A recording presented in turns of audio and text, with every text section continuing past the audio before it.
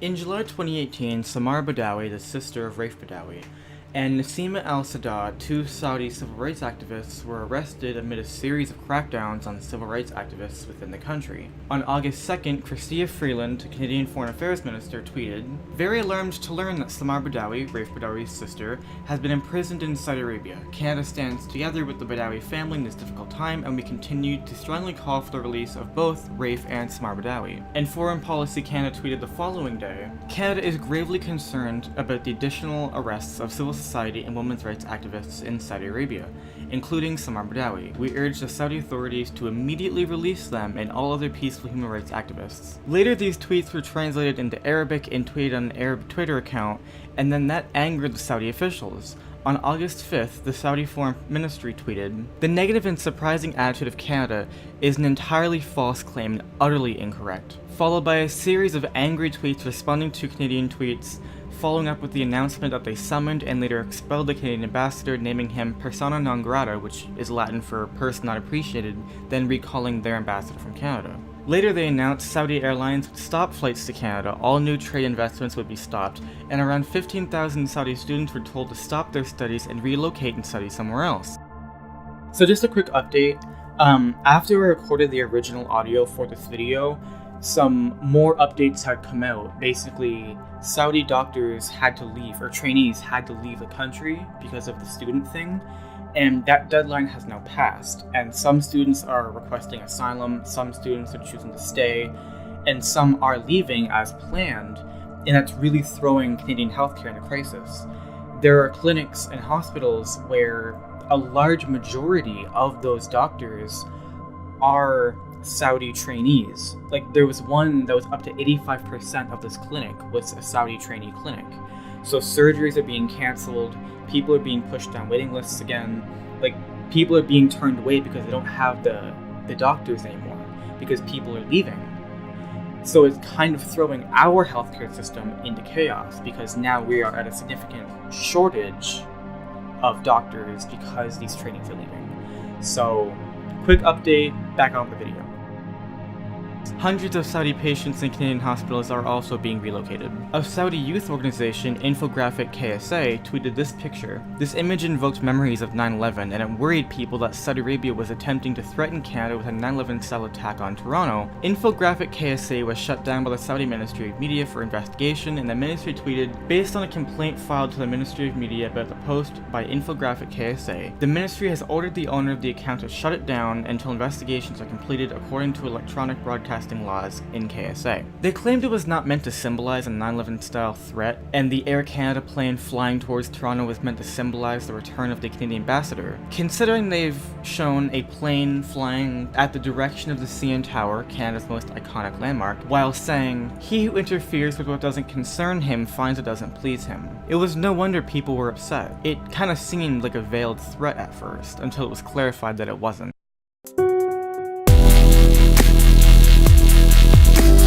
Canadian and Saudi bilateral trade in 2017 totaled just over $4 billion.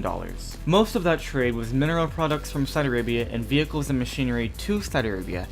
Agricultural products represent a small fraction of bilateral trade between the two states, which brings me to my next point. Along with halting all new trade and investments between Canada and Saudi Arabia, they announced a boycott of Canadian wheat and barley imports and notified all importers of Canadian wheat and barley that they would no longer be accepting Canadian product. This makes little sense considering they have bought no wheat or barley from Canada at all in the first 5 months of 2018. They bought about 66,000 tons in 2017 and 68.2 thousand tons of wheat in 2016, and barley imports totaled 132,000 tons in 2017 and 66,000 tons in 2016. Considering we export 14.7 million tons of wheat annually and 1.3 million tons of barley annually in 2017, their boycott really doesn't have an effect. It's pretty easy to replace those exports. Just ask China if they want some more, or America, or Indonesia. All of those countries represent pretty large markets for Canadian wheat and barley exports. Of course, the question of oil imports from Saudi Arabia were quickly answered. The Saudi energy minister stated they would not step into the sale of oil to Canada, which represents about 9% of our total oil imports. Even the $15 billion LAV sale has been put into question. Arms dealers and government officials are worried the Saudis might turn to America, China, or another seller of LAVs if the dispute continues. This puts the Liberals at risk of losing billions in trade dollars, millions in working hours, which also translates to million tax dollars, and about 2.2 thousand jobs in London, Ontario. This would certainly harm the Liberals in the 2019 election, something the Saudis might have an interest in since Andrew Scheer, the new Conservative leader, seems to be more willing to work with the Saudis. This dispute has been going on for a couple weeks now, and not a single ally has come forward in support of Canada. The US State Department released this statement on the matter.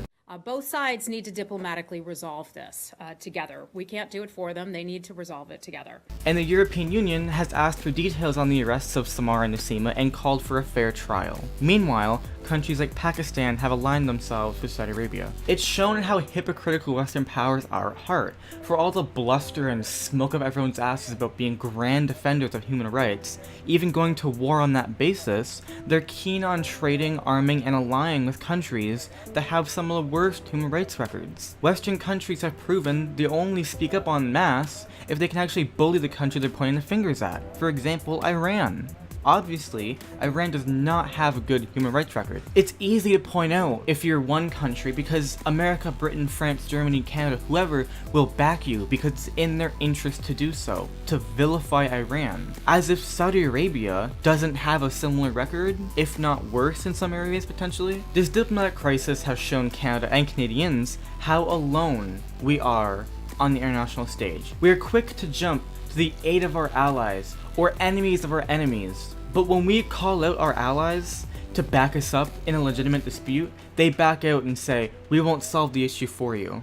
As if we're asking them to solve it for us, we're just asking them to back us up while we have this dispute.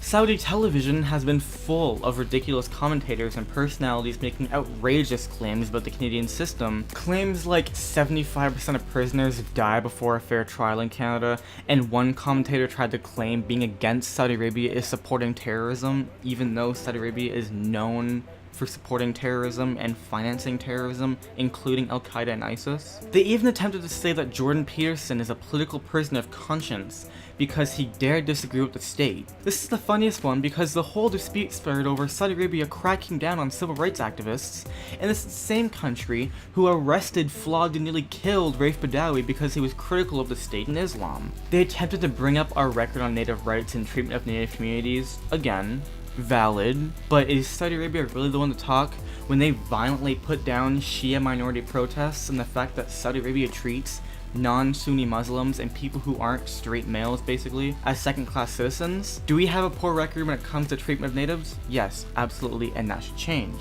Speaking of which, they tried to point out our violence against women stats. Even though they don't criminalize forms of domestic violence, marital rape, still go by the male guardianship system, and still use a system of 2 female witnesses equal 1 male witness on a testimony in a rape case. So, again, do we need to fix our problems when it comes to violence toward women? Of course. Do we need to investigate the missing and murdered Native women that have so far gone unanswered? Yes, but Saudi Arabia has 10 issues to 1 of ours in this field, and for anyone to actually take this bullshit seriously, this propaganda nonsense coming from the Saudi state seriously, is fucking laughable. And this whole bullshit with Bin Salman and him trying to position himself as a liberal reformist within Saudi Arabia, he's still a sexist piece of shit. It's a facade that the West is eating up and that liberals are sucking off.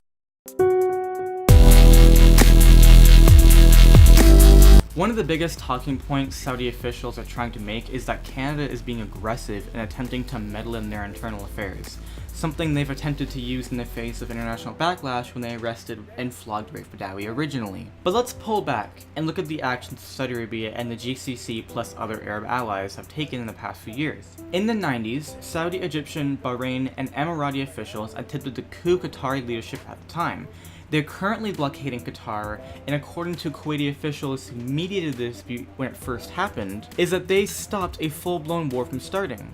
Saudi Arabian king also sent a letter to French President Emmanuel Macron asking for him to stop the potential sale of Russian S-400 anti-aircraft weapon systems to Qatar. They even went as far as to say that if the sale went through, they would consider using military force to take out the system. They're also currently bombing Yemen back into the fucking Stone Age, creating one of the worst humanitarian disasters in recent memory. They've supported rebels in Libya, Syria. They've supported groups in Iraqi politics in an attempt to limit the growing Shia presence in that country and to limit what they see as Iranian influence. Saudi Arabia is falsely claiming that they don't and would never interfere in internal affairs of another country. Saudi Arabia has no ground to stand on, at all, in this dispute. And there are certain theories as to why they're acting so harsh and so irrational towards Canada for being critical of their rights record, but it doesn't matter. This dispute has shown Canada that their international allies won't stand up for us when we routinely do it for them. I'm glad, in a sense, that this is happening. Canada should not be friends with Saudi Arabia, should not trade, invest, or have anything to do with Saudi Arabia. Pursuing a friendship with any Gulf nation makes Canada or any Western power a fucking joke if they actually do value the things that they say they value. In my opinion, Canada should cut ties permanently with Saudi Arabia. That's the end of it. Fuck Saudi Arabia.